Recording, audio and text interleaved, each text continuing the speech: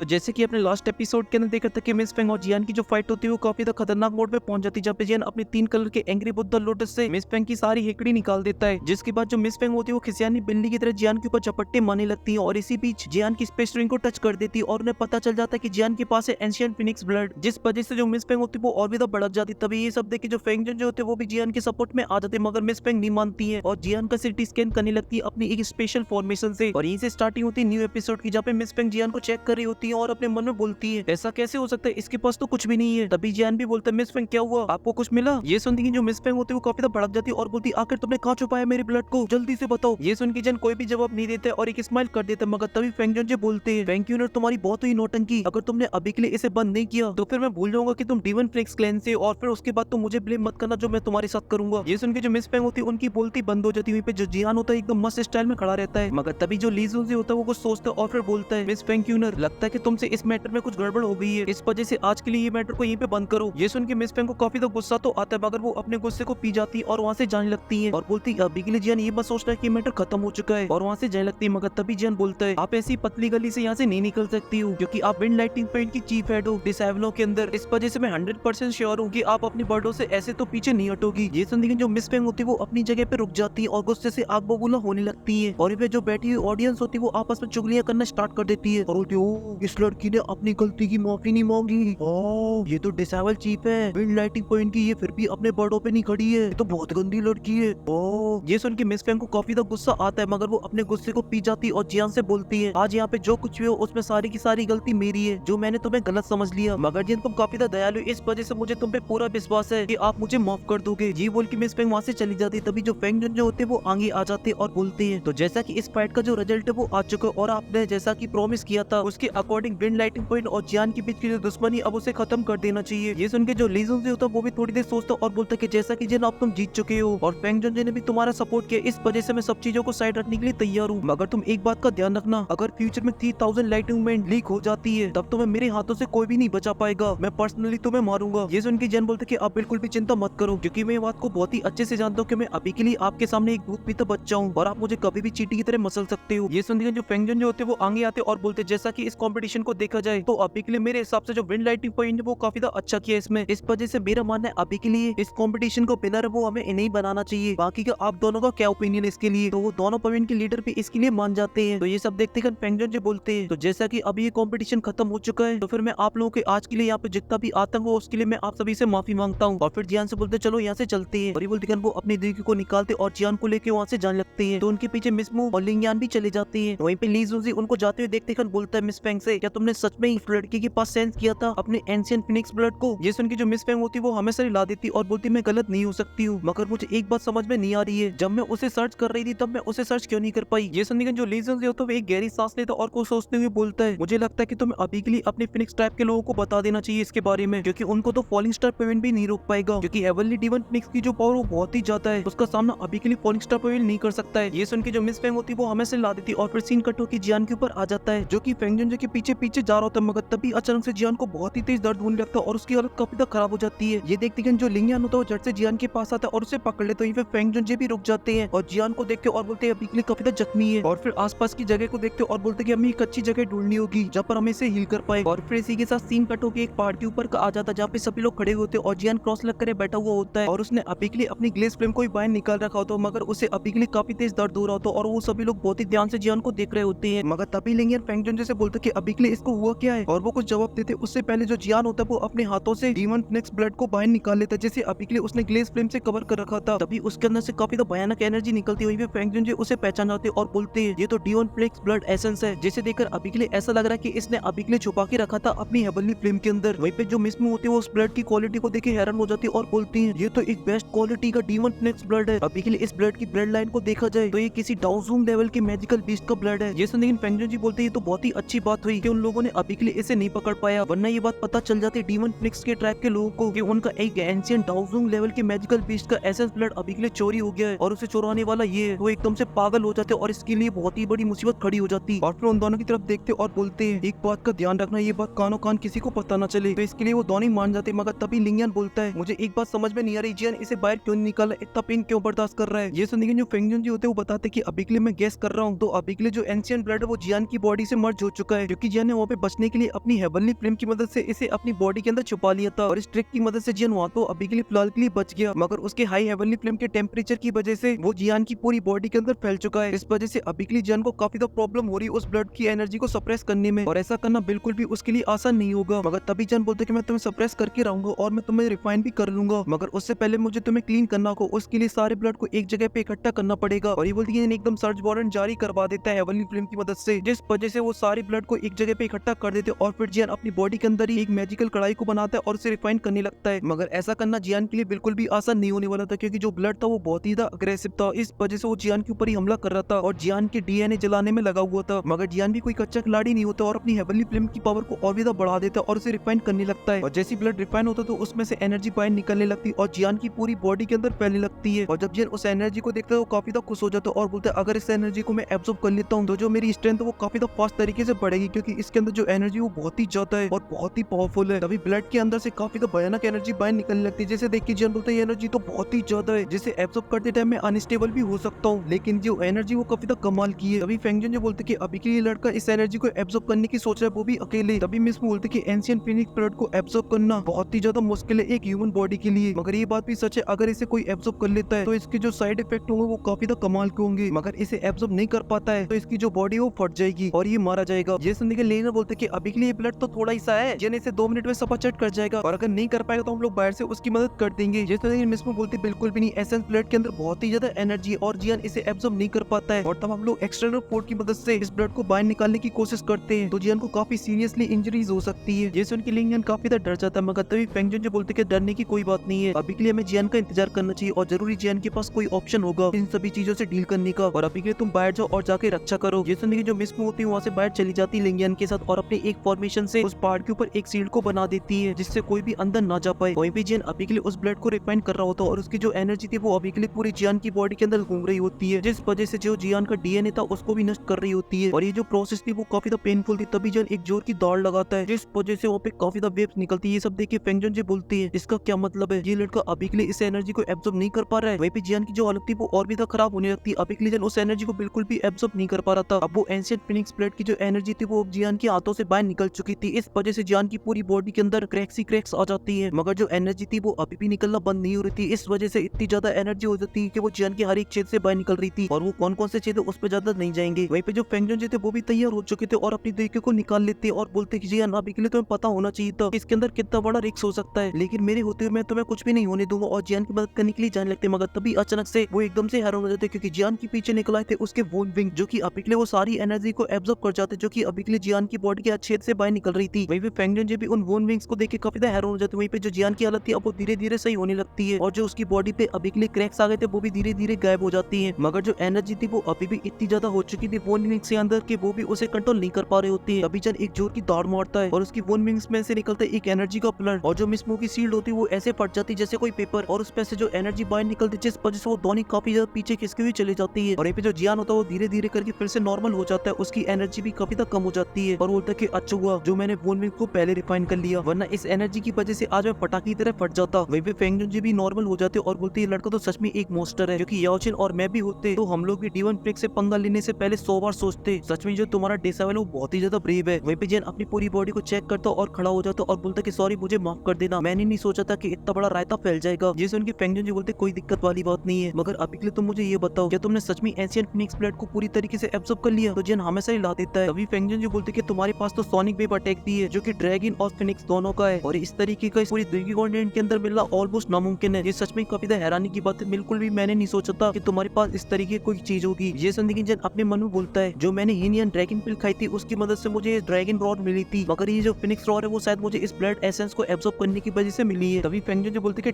ठीक है, मगर मैं तुम्हें एक बात बताना चाहता हूँ, तुम अभी के लिए अपने वोन विंग्स को थोड़ा सा केयरफुल तरीके से यूज करना, क्योंकि गलती से भी ये बात फिनिक्स टाइप के लोगों को पता चल गई तो फिर तुम्हारे लिए बहुत ही बड़ी मुसीबत खड़ी हो जाएगी। मगर अभी के लिए जैन तो अपनी वोन विंग्स की बढ़ी हुई पावर को देख के काफी ज्यादा खुश हो रहा होता है और बोल रहा होता है जब से इन उस ब्लड एसेंस को एब्सॉर्ब किया इनकी जो पावर वो काफी ज्यादा बढ़ चुकी है, यहाँ तक कि इनकी स्पीड इतनी ज्यादा हो चुकी है कि अब मुझे फीतियान भी नहीं पकड़ पाएगा। और फिर वोन विंग्स की पावर से थोड़ी सी दिखावेबाजी करता है और फिर उन्हें अपने अंदर रख लेता है। तभी वो दोनों भी जियान के पास आ जाते और मिस वो बोलते कि मैंने बिल्कुल भी उम्मीद नहीं की थी कि तुम पूरी तरीके से एब्सॉर्ब कर जाओगे एंशिएंट फीनिक्स ब्लड को। तभी लिंगियन भड़कते हुए जियान की तरफ आता है और बोलते कि तुम्हें पता भी है मुझे तुम्हारी कितनी देर टेंशन हो चुकी थी, और जियान की एक पंच मारता है मगर जियान बन चुका था एकदम स्टील मैन, जिस वजह से उसकी हाथ में लग जाता है और बोलता है कि तुम्हारी बॉडी कुछ ज्यादा स्ट्रॉन्ग हो चुकी है, बिल्कुल एक मैजिकल बीस्ट की तरह। मगर तभी जो फेंगजन जो थे एकदम से सीरियस हो जाते और बोलते जियान अभी के लिए मुझे सब कुछ जानना तुम्हारे टीचर के बारे में, जो कुछ भी उनके साथ हुआ है। ये सुन के जो जियान होता है वो काफी ज्यादा निराश हो जाता है और उसे काफी ज्यादा गुस्सा भी आ जाता है और बोलता है इसमें स्टूडियो ने एक लगा दिया कट, और फिर बताता है कि जिन अभी के लिए मास्टर को किडनैप कर लिया होलो सोल वालों ने, क्योंकि वो मुझे प्रोटेक्ट कर रहे थे और मैं इतना ज्यादा कमजोर था कि मैं कुछ भी नहीं कर पाया। ये सुन के जो फेंगजन जो होते हैं वो काफी ज्यादा भड़क जाते और अपनी देखे को रिलीज कर देते और बोलते कि होलो सोल मैं तुम्हें छोड़ूंगा नहीं, और फिर अपने आप को संभालते और बोलते कि हैंगफेंग ये एक नंबर का जानवर है, इसने अपने टीचर को मारने की हिम्मत कैसे की, और फिर गुस्से से मिस मुंह से बोलते जल्दी से एक ऑर्डर को जारी करवाओ हैंगफेंग के नाम का, मगर एक बात का याद रखना ये मरना नहीं चाहिए, मुझे ये जिंदा चाहिए। तो ये सुन के जो मिस मुंह होती वो हमेशा ला देती, मगर तभी जैन बीच में बोल पड़ता और बोलता कि फेंगजन जी मैंने ऑलरेडी उससे अपने मास्टर का बदला ले लिया है, अब उसके पास कुछ भी नहीं बचा, बस वो एक सोल बॉडी है। और ये बोलती कि जन एक जेट की बोतल को बाहर निकालता है और उसके ऊपर से सील हटा देता है, जिस वजह से उसमें से एक सोल बॉडी बाहर निकलती और वो बॉडी किसी और की नहीं, वो होती है हैंगफेंग की, जिसे अभी के लिए फॉलन आर्ट फिल्म जलाने में लगी हुई थी। तभी हैंगफेंग जियान से बोलता है आखिर जियान तुम्हें मुझसे चाहिए क्या है, तुम मुझे छोड़ क्यों नहीं देते हो। मगर तभी वहाँ पे एक आवाज आती है हैंगफेंग, तो हैंगफेंग उसी डायरेक्शन की तरफ देखता है जहाँ पर था अभी के लिए भड़का हुआ फेंग जुनजे, जिसे देखते जो हैंगफेंग की होती है वो सिट्टी पिट्टी गुल हो जाती है और डरती बोलता है फेंग जुनजे और वहाँ से भगने लगता है। मगर तभी जो फेंग जुनजे होते हैं वो हमला कर देते हैं और वो हमला इतना पावरफुल होता है कि जो सामने वाला पहाड़ होता है उसे भी तहस नहस कर देता है। मगर तभी हमें हैंगफेंग दिखाया जाता है जो कि अभी के लिए बच चुका था, क्योंकि फेंग जुनजे ने वो अटैक उसके साइड में किया था। तभी फेंग जुनजे अपनी सक्शन फोर्स की मदद से अपने पास खींच लेते और उसकी गर्दन को दबोच लेते और बोलते हैं तू इतना कमीना इंसान है कि तूने अपने टीचर को ही मरवा दिया, सच में तू तो जानवर से भी ज्यादा गिरा हुआ इंसान है। ये सुनकर हैंगफेंग बोलता कि मुझे मत मारो, उसमें मेरा कोई भी लेना देना नहीं है। तभी फेंग जुनजे अपना एक अटैक बना लेते और बोलते कि अब मैं तुझसे जो पूछूंगा उसका तू सीधा सीधा जवाब देगा और कोई भी झूलझाल नहीं करेगा। और हैंगफेंग बोलते कि नहीं मैंने उसे नहीं मारा। ये सुन के फेंग जुनजे काफी भड़क जाते और उसे मारने लगते, मगर तभी जन उन्हें रोक देता है और बोलता कि हम इसे अभी के लिए नहीं मार सकती है, क्योंकि ये इकलौता है जिसे पता है कि अभी के लिए मास्टर को कहाँ पे छुपा रखा है होलो सोल ने। ये सुनकर हैंगफेंग बोलता है कि हाँ मुझे पता है कि याचन अभी कहाँ पर है। ये सुन के जो फेंग जुनजे होते हैं वो शांत हो जाते और बोलते कि बताओ अभी के लिए याचन को कहाँ पे छुपा रखा है होलो सोल ने। ये सुनकर हैंगफेंग बताता है अभी के लिए होलो सोल वालों ने सेंट्रल प्लान के नॉर्थर्न वेस्ट रीजन के अंदर याओचेन को छुपा रखा है, जहाँ पर है अंडरवर्ल्ड सिटी, वहीं पे होलो सोल की एक ब्रांच जिसके अंदर अभी के लिए याओचेन को कैद कर रखा है। ये सुन के फेंग जुनजे काफी हैरान हो जाते और बोलते कि मुझे बिल्कुल भी आइडिया नहीं था कि होलो सोल की ब्रांच भी है अंडरवर्ल्ड सिटी के अंदर। और फिर हैंगफेंग से बोलते कि अभी के लिए उस ब्रांच के अंदर कितने एल्डर है उसको प्रोटेक्ट करने के लिए, और उसकी गर्दन को दबाने लगते, जिस वजह से हैंगफेंग बोलते कि